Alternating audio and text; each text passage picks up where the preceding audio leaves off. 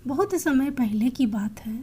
एक जंगल से एक सपेरों का झुंड कहीं जा रहा था। सपेरे एक सुनसान जंगल से होकर निकल रहे थे।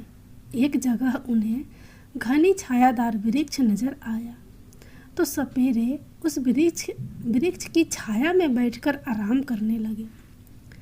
इस वृक्ष के पास में एक विशाल सांपों की बंधी थी। एक सपेरे ने जान लिया कि हमें कोई सर्प मिल सकता है। सपेरों का तो काम ही होता है सांपों को पकड़ना।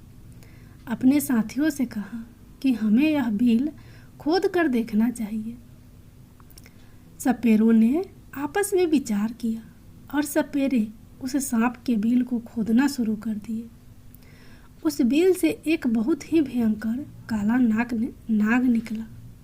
सपेरों ने उस नाग को पकड़ लिया और पकड़कर अपने पिटारे में बंद कर लिया। सभी सपेरे उस सर्प को पिटारे में रखकर वहाँ से चले गए। चलते चलते उन सपेरों ने विचार किया कि हम इस नाग का जहर निकाल देते हैं। कुछ दूर आगे चलने पर उन्होंने उस पिटारे को खोल लिया जिसमें वह नाग बंद था। सपेरों ने जब पिटारे को खोल कर देखा तो सभी सपेरे उस पिटारे को देखकर हैरान रह गए कि इस पिटारे के अंदर से नाग गायब हो चुका था और उस जहरीले नाग की जगह उस पिटारे में एक बहुत ही सुंदर और कीमती नौलखा हार रखा हुआ था। उस नौलखा हार देखकर सपेरे बड़े प्रसन्न हुए। सभी सपेरे इस बात को सोचकर हैरान थे कि इतने तो कर सर्प पकड़ा था, यह हार कहाँ से आ गया। लेकिन चलो अच्छा ही है, यह हार तो और भी ज़्यादा कीमती है। चलो हम इसे लेकर राजा के पास चलते हैं। राजा इस हार के बदले में हमें मुँह मांगा धन देगा।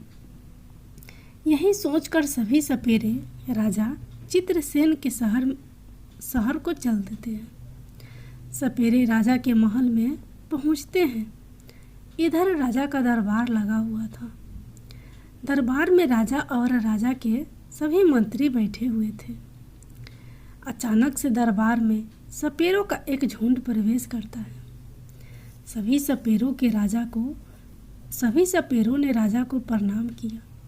राजा ने सपेरों को दरबार में देखा तो उन्हें बैठने के लिए कहा और उनसे आने का कारण पूछा। तो सपेरे कहने लगे, महाराज हम तो ठहरे सपेरे, भला हमारा आपके पास आने का क्या कारण हो सकता है, परंतु हमारे पास एक बड़ा ही कीमती हार है जो आपकी महारानी के गले की शोभा बढ़ा सकता है। सपेरों ने कहा, महाराज ऐसा हार आपने पहले कभी नहीं देखा होगा। राजा चित्रसेन बोले, दिखाओ कैसा हार है। तो सपेरे ने उस पिटारे को खोलकर दिखाया जिसमें वह हार रखा हुआ था। तो उस विचित्र हार को देखकर राजा सहित राजा का पूरा दरबार अचंभित रह गया कि वास्तव में उन्होंने ऐसा हार पहले कभी नहीं देखा था। हार को देखकर राजा सहित राजा का पूरा दरबार अचंभित रह गया कि वास्तव में उन्होंने ऐसा हार पहले कभी नहीं देखा था। हार को देखकर राजा सपेरों से कहने लगे कि तुम यह विचित्र हार कहाँ से लाए हो। सपेरे कहने लगे, महाराज हमें यह मार्ग में मिला था। हमने सोचा कि क्यों न इस हार को राजा साहब को भेंट कर दिया जाए। राजा ने कहा, ठीक है, हम तुम्हारी यह भेंट स्वीकार करते हैं। यह हार देखकर हमारी रानी बहुत खुश हो जाएंगी। इधर राजा ने अपने मंत्री को आदेश दिया कि सपेरों को उचित इनाम देकर और सम्मानपूर्वक इन सपेरों को दरबार से विदा किया जाए।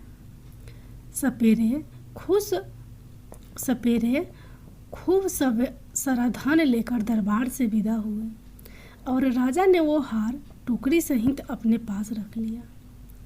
पूरे दिन राजा राज दरबार में बैठे रहे, अपना राज कार्य करते रहे। धीरे धीरे जब शाम होती तो दरबार को समाप्त करके राजा वह हार वाली टोकरी अपने साथ लेकर महलों को जाता है। राजा अपने महल में पहुंचते हैं और महारानी से कहते हैं कि देखो, आज तो मैं तुम्हारे लिए बहुत ही सुंदर उपहार लेकर आया हूँ, जिसे तुम देखोगी तो बहुत खुश हो जाओगी। रानी कहने लगी, महाराज, ऐसा क्या लाए हो तुम मेरे लिए? इतना कहकर राजा ने वह टोकरी रानी की ओर खिसका दी और कहा कि नहीं मानती हो तो स्वयं देख लो। रानी ने जैसे ही उस पिटारे को खोलकर देखा तो उसमें एक बहुत सुंदर तेजस्वी छोटा सा बालक लेटा हुआ है। उस बालक के चेहरे पर अलौकिक दिव्य चमक रहा था। बालक इतना सुंदर था कि रानी उस बालक को देखते ही रह गई। कहने लगी, महाराज, इसमें तो बड़ा ही सुंदर बालक लेटा हुआ है। रानी ने जब कहा कि बालक लेटा है तो राजा कहने लगे, नहीं रानी, बालक नहीं, इसमें तो 9 लखा हार था। यह बालक कैसे बन गया? राजा को जब रानी की बात पर भरोसा नहीं हुआ तो राजा ने वह टोकरी लेकर स्वयं देखा तो वास्तव में राजा के आश्चर्य का ठिकाना नहीं रहा। बालक को देखकर राजा और भी ज़्यादा प्रसन्न हो जाता है, क्योंकि राजा को पहले से कोई संतान नहीं थी। राजा और रानी रहस्यमय संतान के बारे में सोचकर दुखी रहा करते थे। अब तो राजा और रानी दोनों ने विचार किया कि यह पुत्र हमें भगवान ने प्रदान किया है और आज से हम दोनों इसे अपना पुत्र मानकर ही इसका लालन पालन करेंगे। और यह बात किसी को पता भी नहीं थी कि राजा ने जो हार खरीदा है वह बालक बन गया है। लेकिन राजा की कुछ दासियां वहाँ उनका वार्तालाप सुन रही थी। रानी ने पूछा कि बालक तुम्हें किसने दिया है? तो राजा ने बताया कि आज दरबार में सपेरों का एक झुंड आया था। उन्होंने ही हमें एक पिटारे में रहकर 9 लखा हार भेंट किया था, परंतु ईश्वर की कृपा से दरबार से महलों को आते आते यह हार से सुंदर पुत्र बन गया। आज से यह बालक हमारा पुत्र है और आगे चलकर यही हमारी राजगद्दी का मालिक होगा। उसी दिन से राजा और रानी उस बालक को अपने पुत्र की तरह पालने लगते हैं।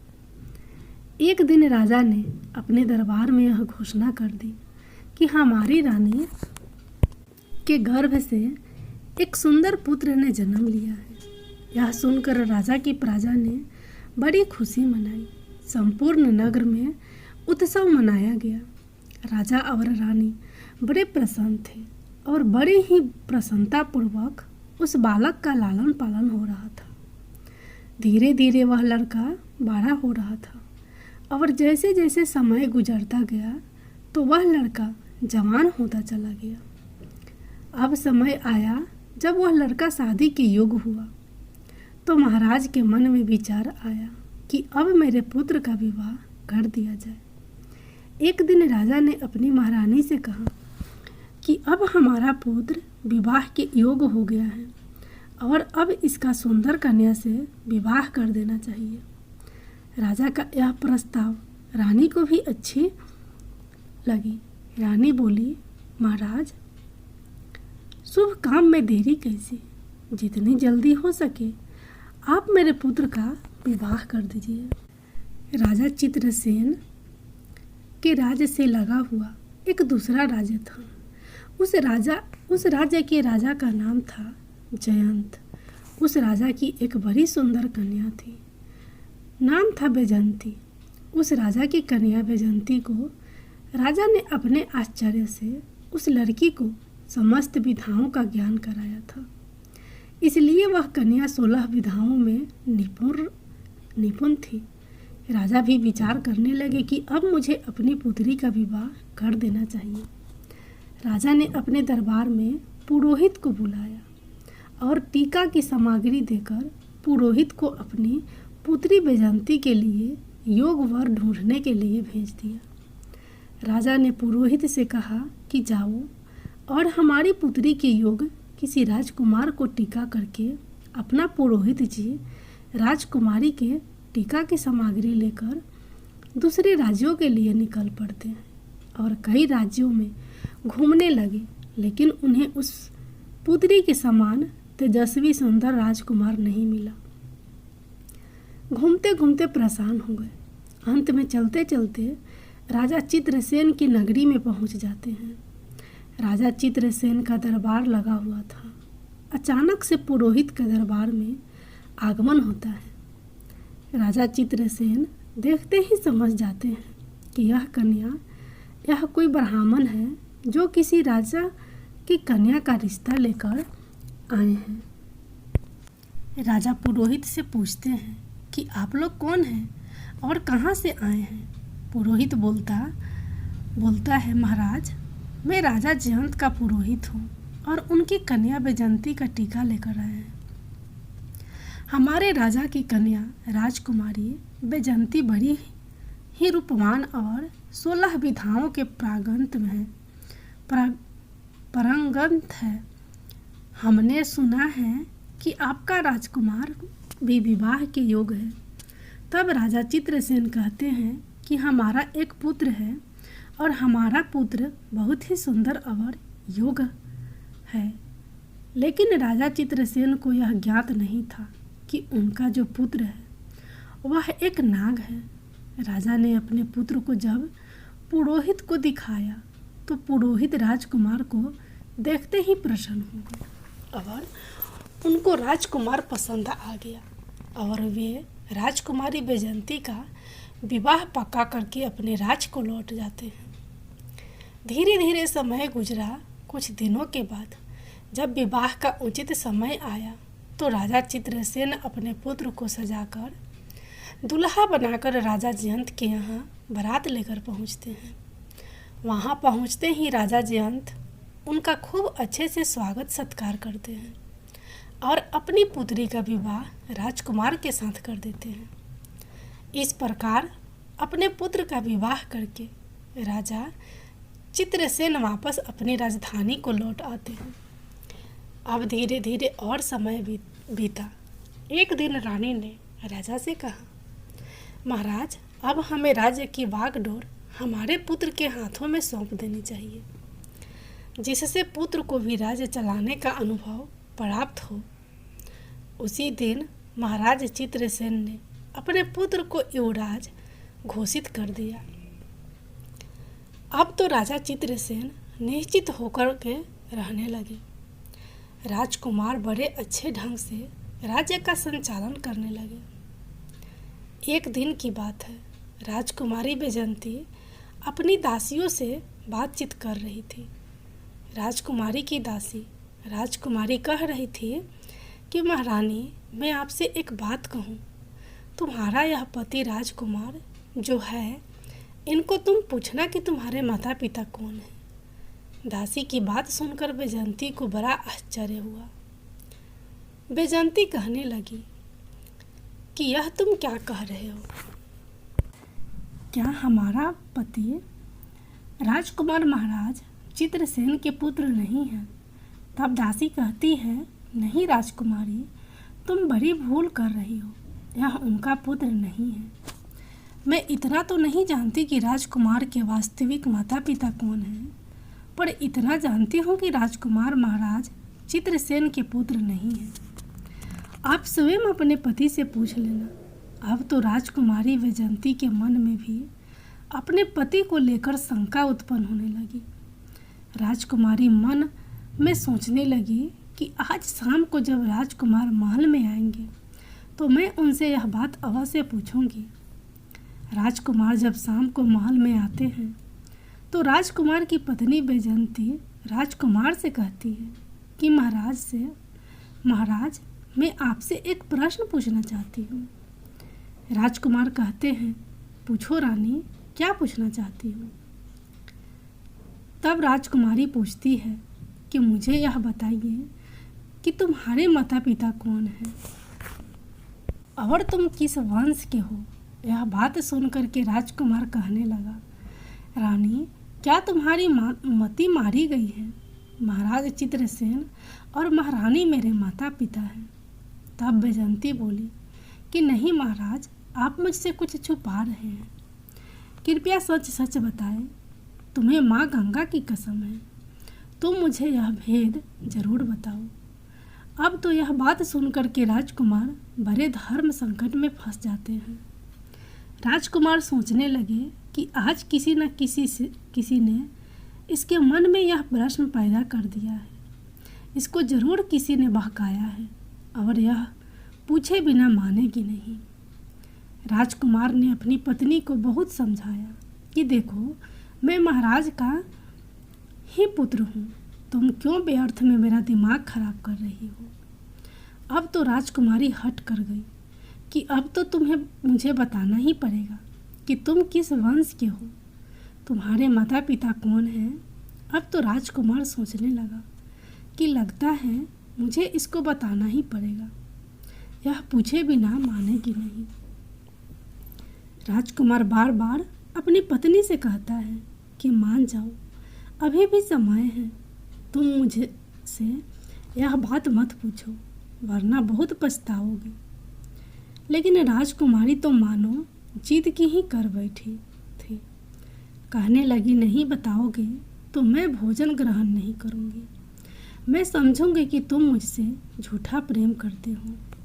यह बात सुनकर के राजा का पुत्र कहने लगा कि ठीक है, नहीं मानती हो तो ठीक है, मैं तुम्हें यह बात बताऊंगा, पर यहाँ नहीं, हम कल महलों के बाहर वन विहार के लिए चलेंगे और वहाँ चलकर मैं तुम्हें सब कुछ बता दूंगा।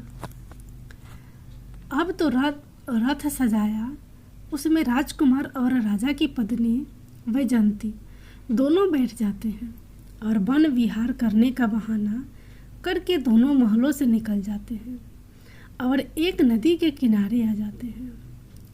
नदी को देखकर राजकुमारी बैजंती कहने लगी, महाराज, आप मुझे इस नदी के पास लेकर क्यों आए हैं?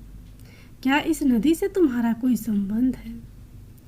तब राजकुमार कहता है, मैं फिर तुमसे कहता हूँ कि मान जाओ और मुझसे मेरे वंश के बारे में मत पूछो, वरना तुम्हें बहुत पछताना पड़ेगा।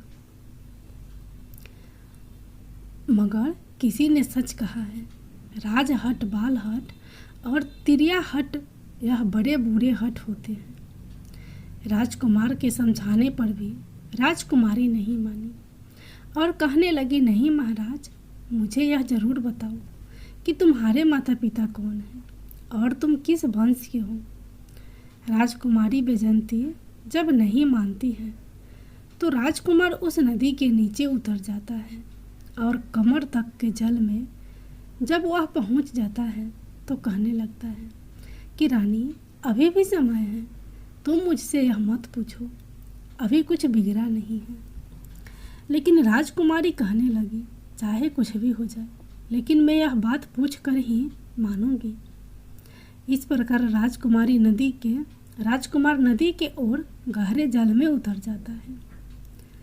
जब छाती तक जल में पहुंच जाता है तो राजकुमार फिर रानी को समझा कर बोला कि रानी, मान जाओ, आपका पूछना मुझे आपसे दूर कर सकता है। राजकुमारी बोली, चाहे कुछ भी हो जाए, आप इस भेद को मेरे सामने जरूर रखोगे। जब राजकुमार और आगे बढ़ा और जब अपने मुख के बराबर जल में आया तो कहने लगा, रानी, अभी तेरे पास समय है, यह जानने की कोशिश मत करो कि मैं कौन हूँ। परंतु रानी नहीं मानी।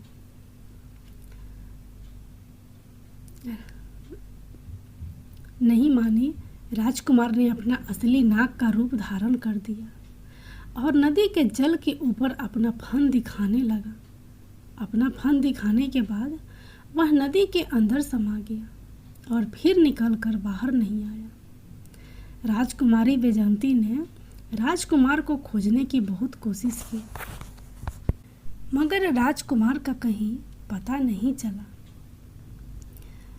जब काफ़ी देर हो गई और राजकुमार नहीं लौटा तो राजकुमारी वैजयंती घबरा गई, क्योंकि अब उसका पति नाग बनकर कहीं चला गया था।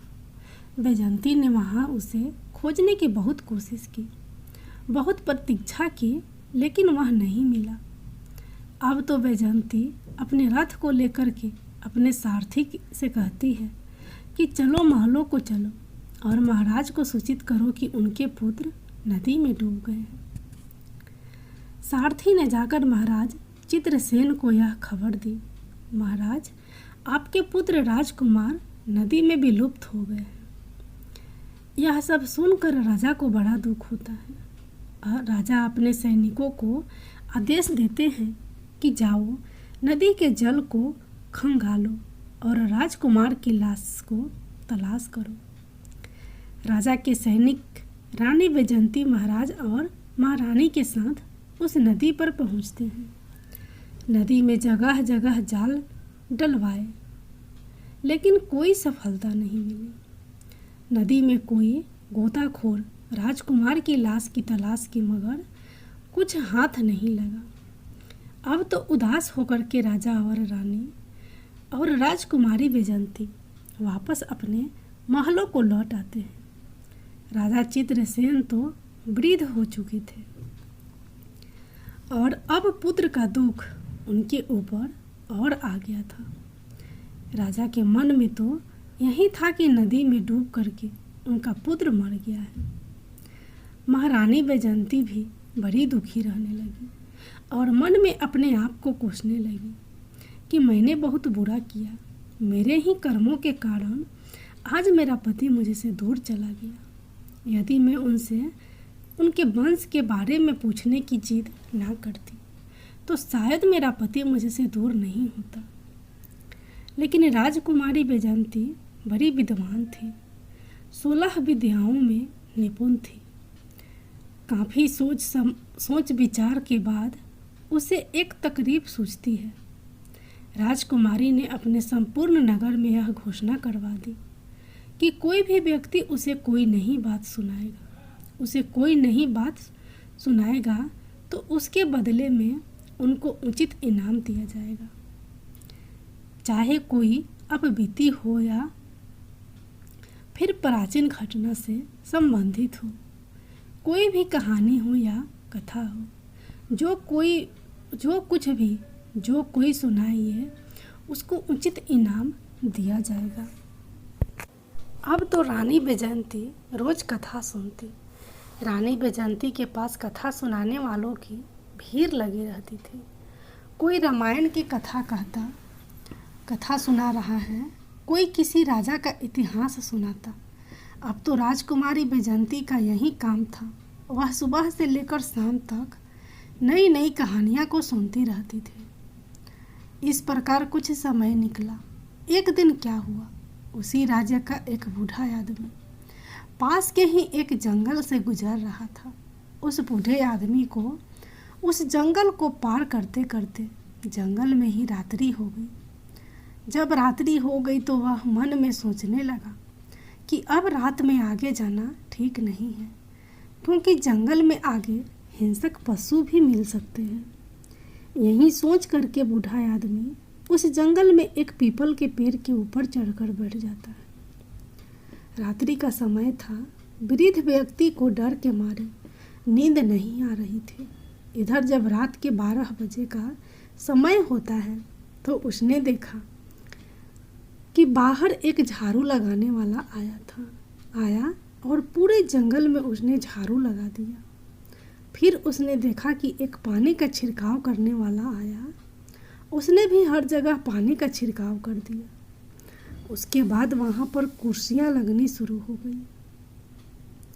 फिर एक सिंहासन आता है। बूढ़ा आदमी पीपल पर बैठा बैठा यह सब देख रहा था।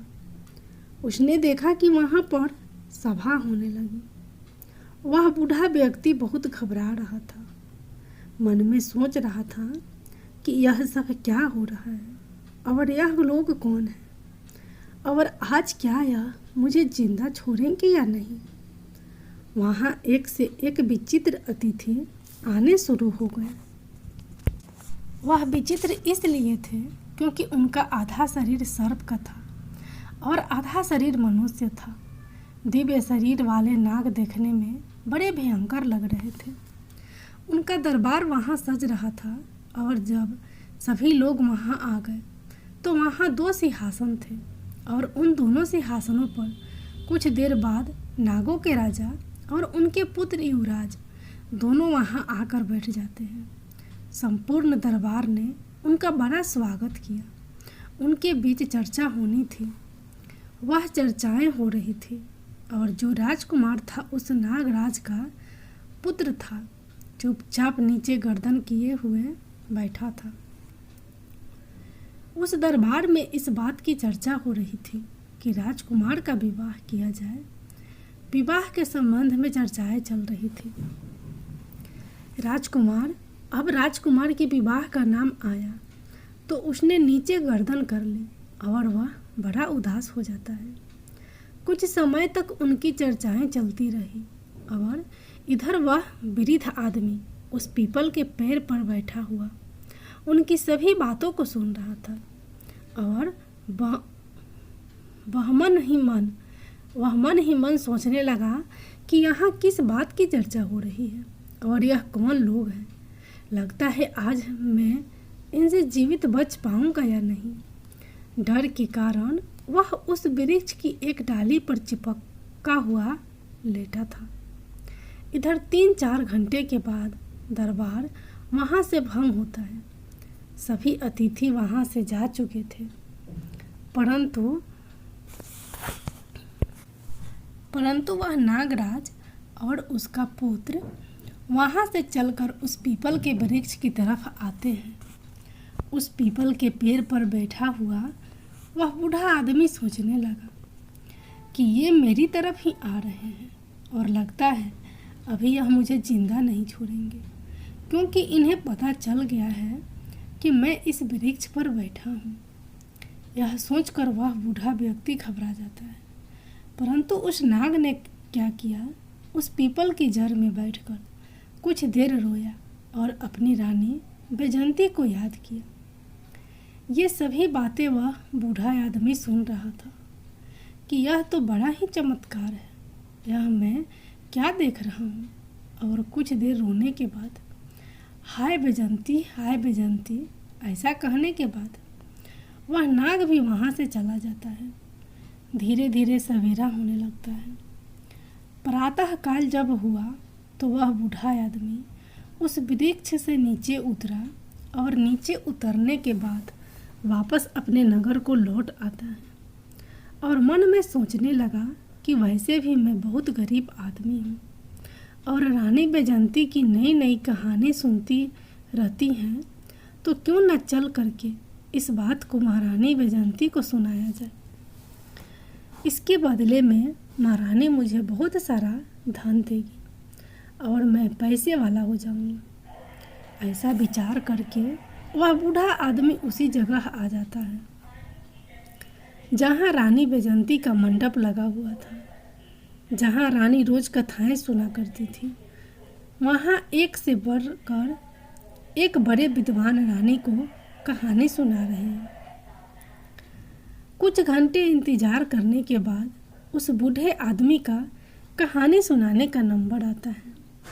वह महारानी बैजंती से कहने लगा, महारानी, आज मैंने बड़ा विचित्र दृश्य देखा है। आज मैं तुमको एक आंखों देखी घटना सुना रहा हूँ। आज रात में जब मैं जंगल से गुजर रहा था तो रात होने की वजह से मैं उस जंगल में फंस गया। रात होने की वजह से मैंने वहीं रुकना उचित समझा और मैं उसी जंगल में एक पेड़ पर चढ़कर बैठ गया। मैं सुबह होने का इंतजार करने लगा। मैंने वहाँ देखा कि वहाँ एक नागराज का दरबार लगा था। उन सब का आधा शरीर मनुष्य का था और आधा शरीर नाग का। ऐसे विचित्र प्राणी उस दरबार में आए थे कि मैं उन्हें देखता ही रह गया। कुछ देर देखने के बाद मैंने विचार किया कि यह लोग मुझे मारेंगे तो नहीं, परंतु मैं उस पीपल के वृक्ष पर चिपका हुआ उनकी बातें सुनता रहा। जब दरबार समाप्त हुआ तो वहाँ से एक नागों के राजा का पुत्र एक दिव्य रथ में बैठकर जिस पीपल के वृक्ष पर मैं बैठा था उसी वृक्ष की ओर आया।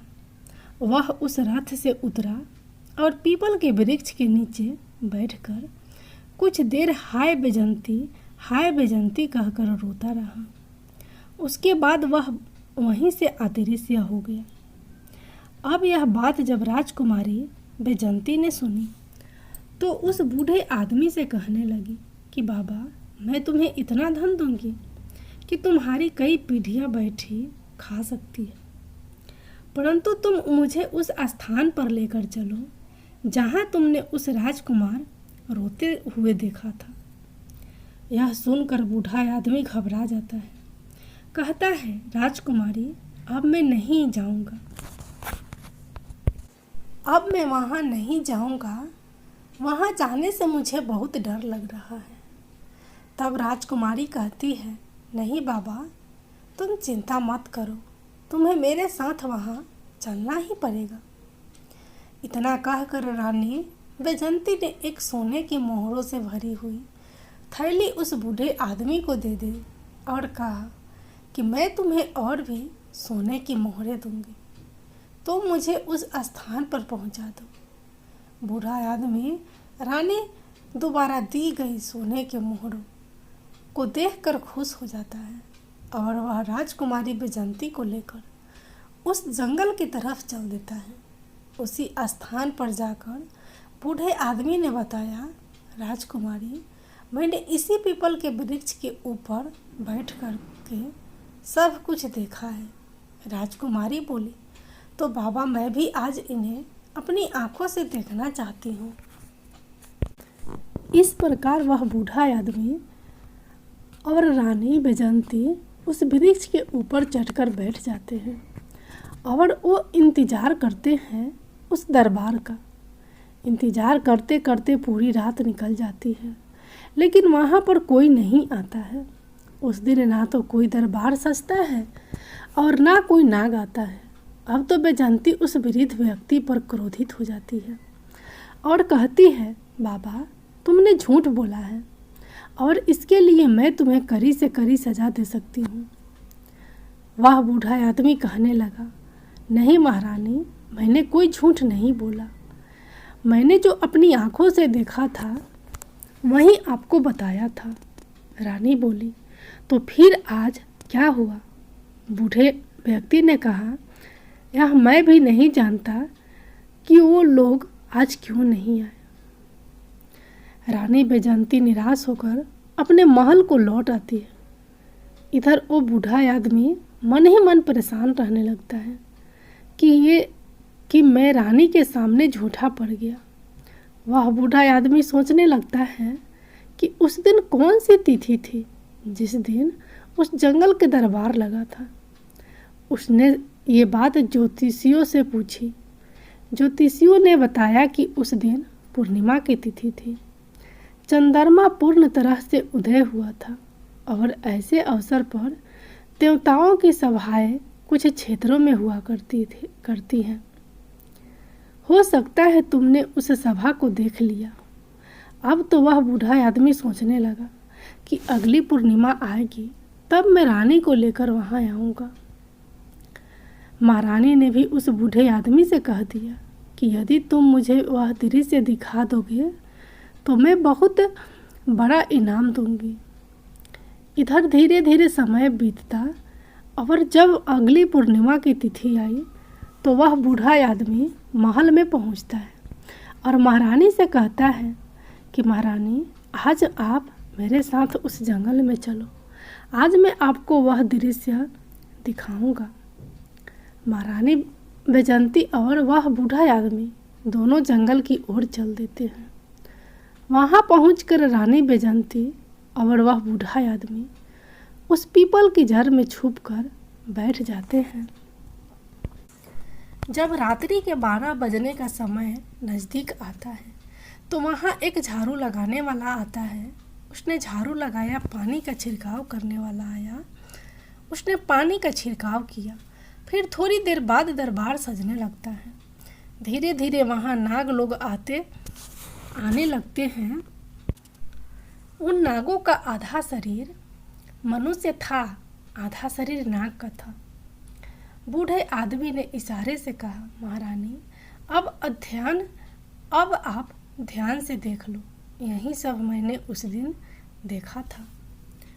रानी बैजंती उस दृश्य को बड़े गौर से देख रही थी और कुछ समय बाद रानी का पति भी आ जाता है, जो उस नाग राजा का पुत्र था। उसका आधा शरीर नाग का था और आधा शरीर मनुष्य का था।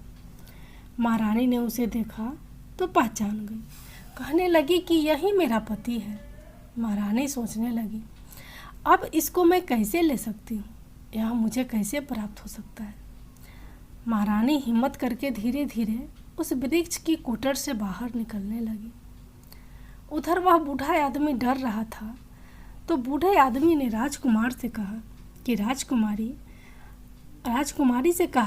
राजकुमारी आप थोड़ी देर प्रतीक्षा कीजिए। 3-4 घंटे तक वह सभा चलती रही। जब सभा समाप्ति का समय हुआ तो सभी नाग वहाँ से चले गए। राजकुमार भी उस पीपल के पेड़ के पास आकर बैठकर रोने लगा। उसे देखकर रानी बैजंती डर गई, क्योंकि उसका आधा शरीर नाग का था, आधा मनुष्य का था। चेहरा तो उसका राजकुमार का ही था। अपने पति को रोता देखकर राजकुमारी से रुका नहीं गया। राजकुमारी बैजंती निकलकर उसके पास आ जाती है और उसका हाथ पकड़ लेती है। अचानक से महारानी बैजंती को सामने खड़ा देखा तो राजकुमार एकदम से घबरा जाता है और कहने लगा, रानी कहने लगी, मैंने तुम्हें खोजने के लिए क्या क्या नहीं किया, परंतु अब मैं तुम्हें कहीं भी नहीं जाने दूंगी। यह सुनकर राजकुमार कहने लगा, नहीं रानी, अब तो बहुत समय हो चुका है, अब तुम मुझे प्राप्त नहीं कर सकती। यहाँ से जो सभा होती है वह मेरे विवाह को लेकर ही होती है। मेरे पिता इस सभा में मेरे विवाह का प्रस्ताव रख चुके हैं और जब तीसरा बार सभा होगी तो उस सभा में मेरा विवाह तय हो जाएगा। और जब मेरा विवाह तय हो जाएगा तो बताओ मैं तुम्हारे साथ कैसे रह पाऊँगा। मुझे तो अपनी इस पत्नी के साथ रहना पड़ेगा। तुमने तो मुझे त्याग दिया है। मैंने उस दिन तुम्हारे बार समझाया था कि मुझसे मेरा वंश मत पूछो।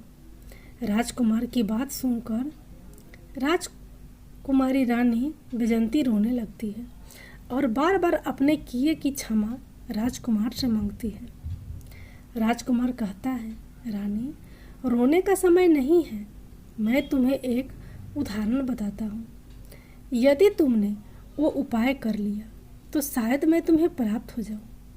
रानी बैजंती बोली कि तुम मुझे जो उपाय बताओगे मैं वही उपाय करूँगी, लेकिन तुम्हें मेरे साथ रहना होगा। राजकुमार बोला, रानी, अब मेरे जाने का समय हो गया है।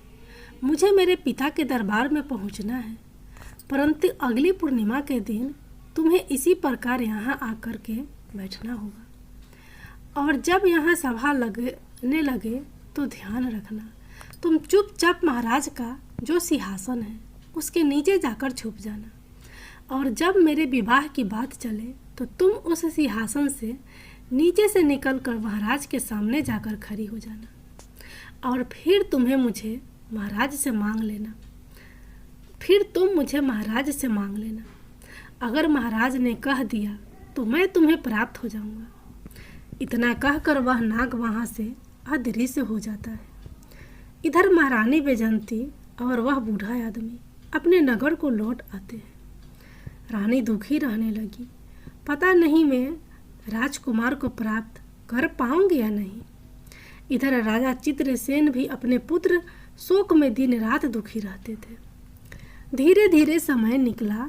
इधर महारानी सोच रही थी कि अब चाहे कुछ भी हो जाए, अगली पूर्णिमा के दिन में अपने पति को पाकर ही रहूंगी। यह सोचकर अब रानी ने अब कथाओं को सुनना भी बंद कर दिया। धीरे धीरे समय बीता। जब तीसरी पूर्णिमा नज़दीक आई तो रानी मन में विचार कर रही थी कि आज चाहे कुछ भी हो जाए, मैं अपने पति को लेकर के ही लौटूंगी। और पूर्णिमा वाले दिन उस बूढ़े आदमी को लेकर उस पीपल के पेड़ के पास पहुंच जाती है।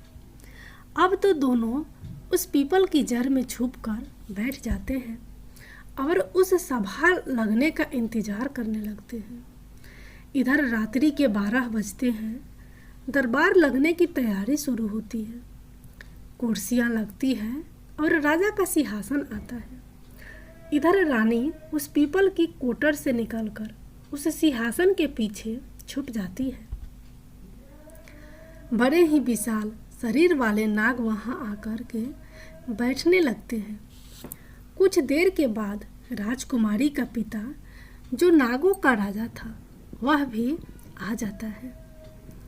राजकुमार का पिता, जो नागों का राजा था, वह भी वहां आ जाता है।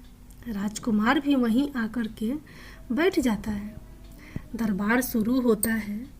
अब तो वहां बैठकर उनमें आपस में चर्चा होने लगती है। कुछ समय के पश्चात राजकुमार के विवाह की चर्चा आरंभ होती है। अब राजकुमार के विवाह की जब बात चली तो राजकुमारी बैजंती को मौका मिल गया। वह सिंहासन के नीचे से निकलकर राजा के सामने हाथ जोड़कर खड़ी हो गई। अचानक से एक स्त्री को वहां पर आया देखकर सभी सभा हड़बड़ा जाती है। तुम कौन हो और यहाँ इस सुनसान जंगल में मध्य रात्रि के समय तुम यहाँ क्यों आई हो? क्या तुम्हें मृत्यु का जरा भी डर नहीं है? जानती हो कि हम सब नाग लोग हैं और नाग लोग कितने जहरीले होते हैं। यह तुम्हें नहीं छोड़ेंगे। यह बात सुन करके बैजंती कहने लगी, महाराज, मुझे डर किस बात का? मैं तो तुम्हारी पुत्र वधू हूँ। तुम्हारे राजकुमार मेरे पति हैं। ना मानो तो उनसे ही पूछ लो। इनके साथ मेरा विवाह हुआ है। जब महाराज ने अपने राजकुमार से पूछा कि राजकुमार यह कौन है, तो राजकुमार ने पूरी कहानी अपने पिता को कह सुनाई और कहा, पिताजी, एक दिन मुझे कुछ सपेरों ने पकड़ लिया और पकड़कर पिटारे में रखकर मुझे ले जाने लगे।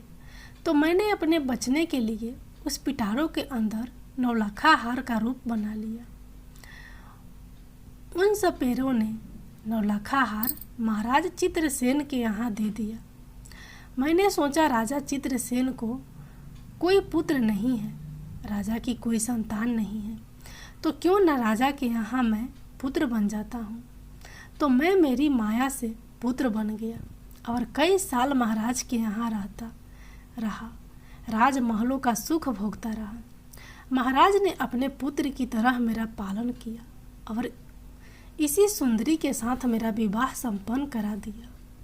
परंतु एक दिन जिद करके इस सुंदरी ने मुझे मेरे वंश के बारे में पूछा कि तुम किस वंश के हो।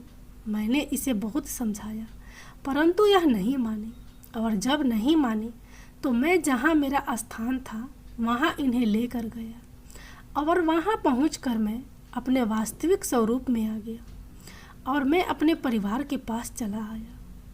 यह बात महाराज ने जब सुनी तो नागराज कहने लगा कि देवी, क्या यह सच कह रहा है? महाराज, ऐसा ही हुआ था।